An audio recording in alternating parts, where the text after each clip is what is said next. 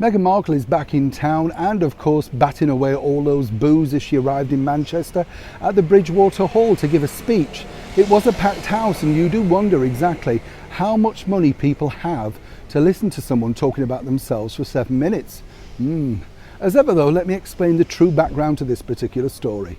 Hi, good morning, Neil Sean here in the very heart of London. Nice to have your company and thank you so much for all your positive comments about the pub prices and more importantly the changing of the pub names. They are historical.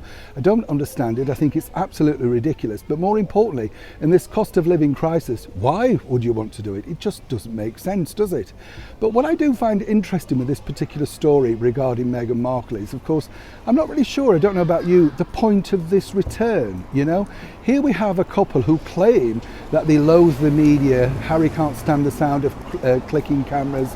It triggers his mental health, all of that usual guff. And then, you know, the bottom line is, there he is, you know, looking for that. I mean, they're both desperate for attention, you can see it. And it's just strange, isn't it? You know, they came back to do this speech, or she came back to do a speech. Went on for 7 minutes, total of 52 times she mentioned herself, not quite sure what it's about. But the interesting factor that I don't know whether people have noticed is how Meghan decides to hop back to her racial background when she returns here to the United Kingdom. And as ever, I'm being impartial, I'm simply stating facts. Have you noticed when you look at these pictures, Meghan decides to paint herself a whiter shade of pale, if you'll forgive the pun.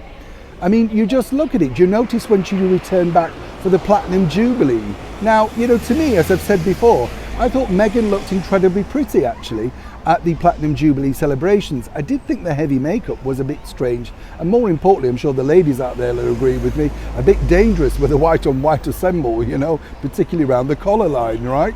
So it's not easy, but when you think about it, why would Meghan wish to make herself look even darker than she is? Because clearly, in other pictures, like this one from her podcast, she's painted herself a lot whiter.